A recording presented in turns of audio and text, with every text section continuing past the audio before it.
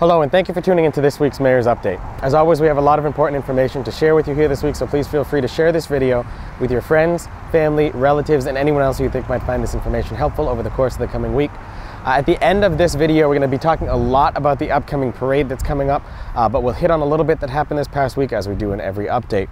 I want to begin by just commenting on the floods that have happened this past week in the city of Leominster. My office has been in constant contact with Mayor Mazzarella's office in the city of Leominster, and we have offered a couple pieces of equipment, particularly our industrial sump pumps, over to the town of Leominster if they need it. Leominster's always been a big help for us whenever we need to borrow equipment for a day or have something come up, so it's nice that we're able to return the favor in that way.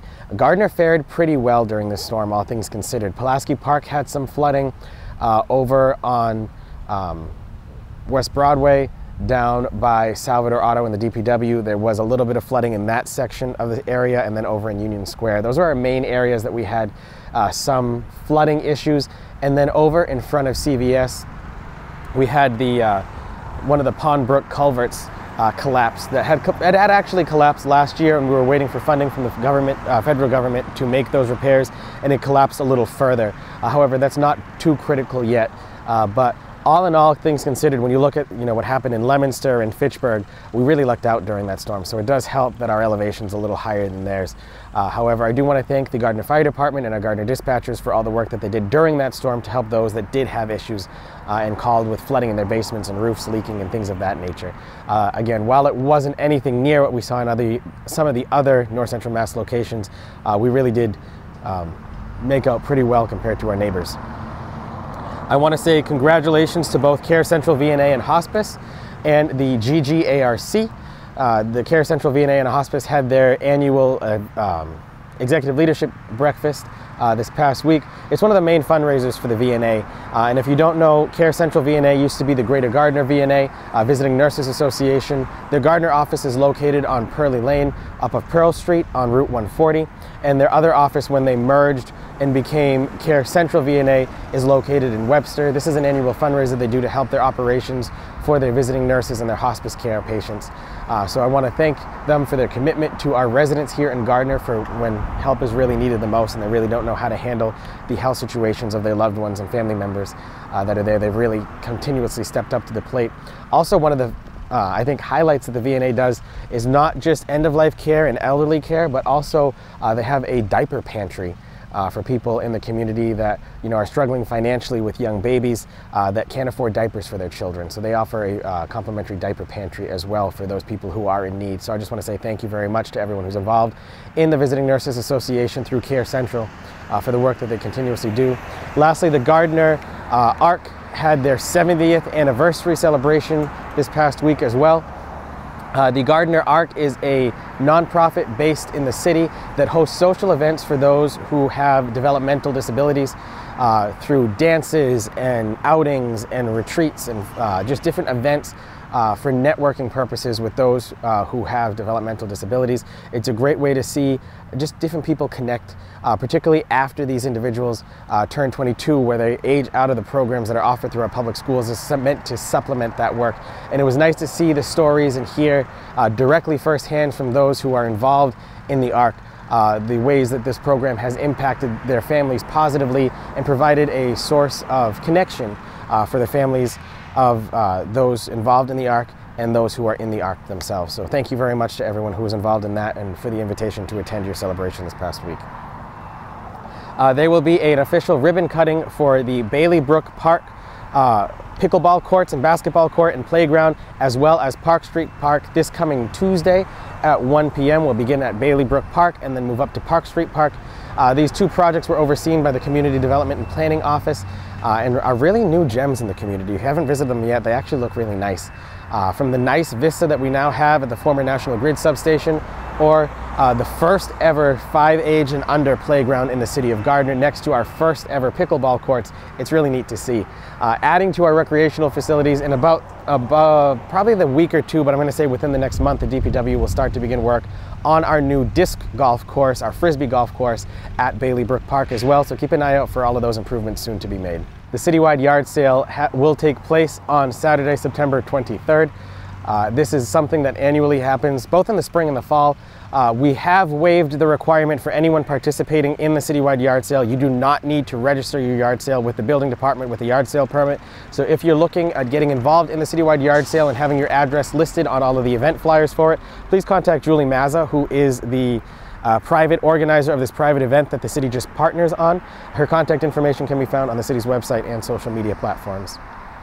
Sunday, September 24th is nationally recognized as Gold Star Family Day. The city is working together to put an event on to, thank our Gold Star families for their sacrifice of their loved ones here in Gardner, and we are working on some announcements that'll come later related to that. But I want to thank all of our Gold Star families for their family service to our country and the sacrifices that they've gone and the service that they continue to provide for our community every day, and we'll let you know once that event gets further planned. Additionally, our Hispanic Heritage Night that was scheduled originally for this past Thursday is moved to next Thursday.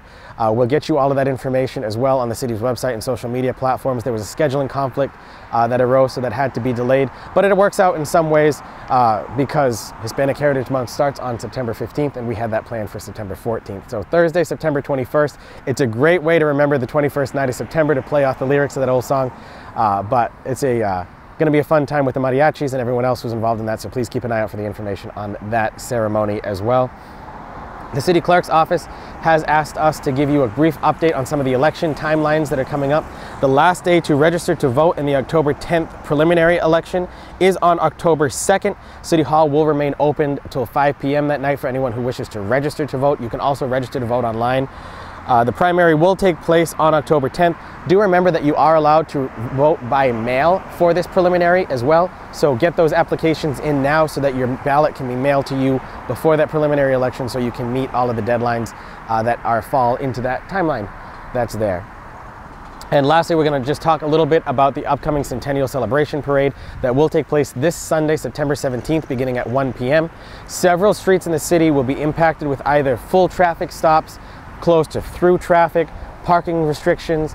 A lot's going on there. A lot of this information has been fully published on the city's website, the city's Facebook. The Gardner News and Gardner Magazine have it in print edition in both of their publications.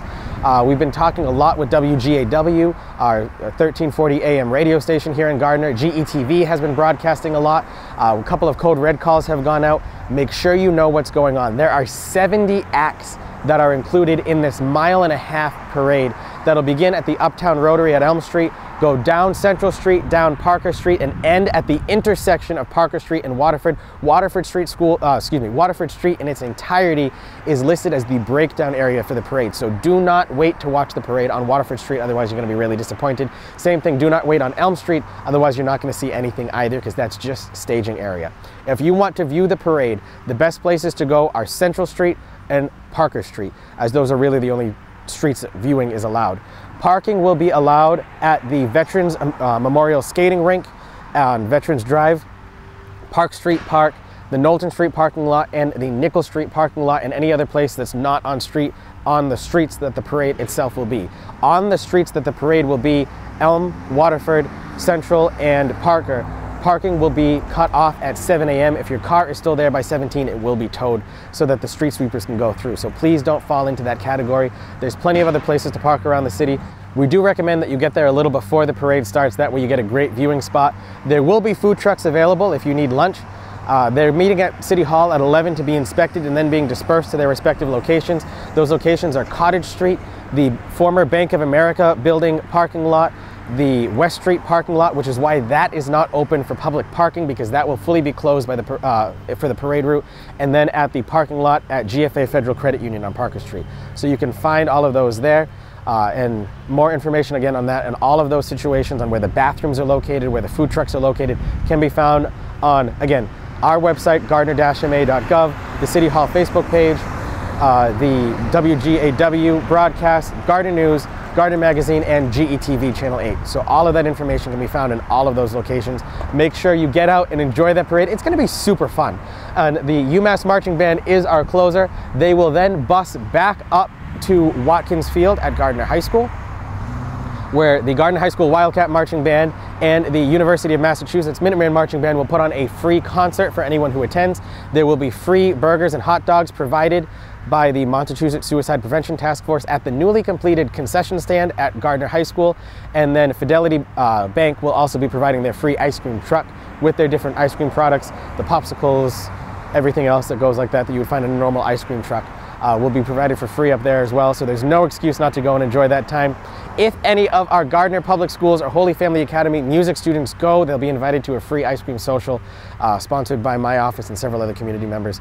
So great way to get out and see a great performance. And I want to say a special welcome home to the 3 members of the Minuteman Marching Band, Emily Schaus, Ellen Brooks, and Alexia Minkin, Gardner graduates who are coming back to Gardner to perform on Watkins Field again as part of the Minuteman Marching Band now. However, that concludes this week's update. Looking forward to seeing you all at the Centennial Celebration Parade again this Sunday at 1 p.m. here in downtown Gardner, and I look forward to speaking with you again next week. Thank you very much, and have a great day.